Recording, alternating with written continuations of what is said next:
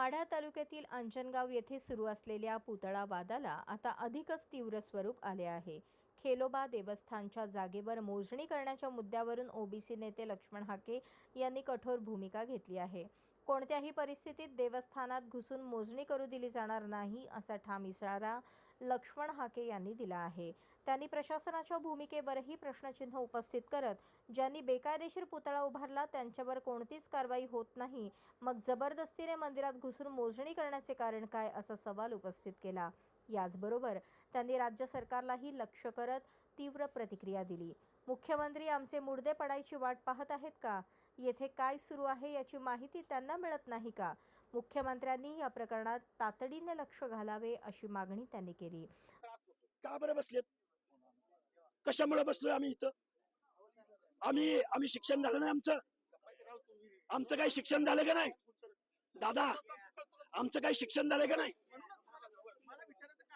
अरे बेकायदेशीर आमच्या खेलोबा मंदिराच्या प्रवेशद्वारावर पुतळा बसवलाय महाराजांच्या नावा आडून आमच्या मनात दहशत निर्माण केली जाते, दगडफेक केली जाते।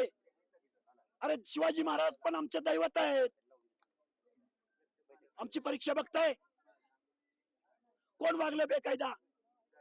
आम्ही का आलो इथं? इथं बेकायदा कृत्य घडलेलं आहे। आमची अस्मिता, आमची ओळख, आमच्या दैवतावरती अतिक्रमण केलेलं आहे। आमचा देव वाचवायला आम्ही इथं आलोय। काय वागलो बेकायदा? शासन बेकायदा वागलंय। कारण रात्री अपरात्री पुतळा बसवल्यानंतर दुसऱ्या दिवशी शासनाला कळत नाही शासनाला एवढं? गेल्या 2 महिन्यामध्ये महाराष्ट्रात काय चाललंय? घातलं पाहिजे लवकर। इथं काय आमची मडी पडायची वाट बघतायत का मुख्यमंत्री? वाद चिघळतोय, कोण जबाबदार?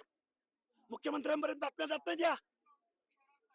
हे बघा, रात्री मोजणी झालेली एकदा। मुळात प्रशासनानं मुळात बेकायदेशीर कृत्य केले, त्याच्यावर कारवाई काय केली ते सांगा आणि मग मोजणीला या ना। तरी पण आम्ही प्रशासनाला सहकार्य केलं, रात्री मोजू दिलं। आता परत कशासाठी आलेत मोजायला? आमच्या मंदिराची जमीन मोजण्याचा अधिकार शासनाला पण नाही। हजारो वर्षाचं हे देवस्थान आहे, त्यावेळी इंग्रजांचं पण काय रेकॉर्ड नव्हतं। हजारो वर्षापासून हे खेलोबाचं मंदिर आहे। 4 राज्यातल्या धनगर समाजाचं हे आराध्य दैवत आहे। तुम्ही मंदिराच्या गाभाऱ्यात जाऊन मोजणी करताय? आमच्या मंदिराला काही पावित्र्य नाही? आमच्या देवाबद्दल काय असतायत की नाही? तुम्ही रात्रीच्या 12 वाजता मोजणी करताय? मुख्यमंत्री महोदय, हा काय आहे? अरे बेकायदा कृत्य केलं, त्याच्यावर काहीतरी कारवाई करा ना। महाप्रश्न सुटणार कसा सुटणार म्हणजे? पहिल्यांदा बेकायदा कृत्य अरे छत्रपती शिवाजी महाराजांचा पुतळा मंदिराच्या प्रवेशद्वारावर बसवलाय, तो सन्मानानं स्थलांतरित करा आणि मग जमीन मोजा की। आणि जमीन मोजायला रात्री 12 वाजता येणाऱ्यांनी हे ठरवायला पाहिजे होतं। पुतळा बसायच्या अगोदर जमीन मोजली तुम्ही? कुठे गेला होता?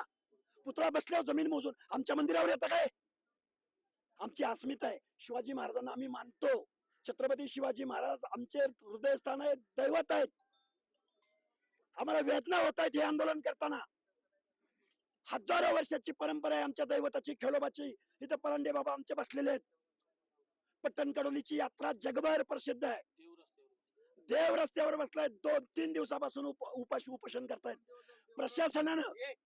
प्रशासनानं बेकायदा केला काय केलं प्रशासनानं? आणि आमचा देवळ मोजायला चाललेत आजोबा। अरे मंदिर हजारो वर्षापूर्वीचं मंदिर आहे। या गावाचं नावच अंजनगाव खेलोबा आहे। ज्या देवाच्या नावावरनं गावाची ओळख आहे, त्या देवाची मोजणी करायचा अधिकार कुणालाही नाही, अजिबात होणार नाही। जीव गेला तरी चालेल। अरे आमच्या दैवताला काही किंमत आहे का नाही? करा ना मोजण्या मोठ्या मोठ्या दैवतांच्या, करू शकता तुम्ही। दरम्यान या वक्तव्यांमुळे अंजनगाव परिसरातील वातावरण अधिकच तापले असून प्रशासनासमोर कायदा सुव्यवस्था राखण्याचे मोठे आव्हान निर्माण झाले आहे। दोन्ही बाजूंमध्ये तणाव कायम असून परिस्थिती नियंत्रणात ठेवण्यासाठी पोलीस बंदोबस्त वाढवण्यात आला आहे।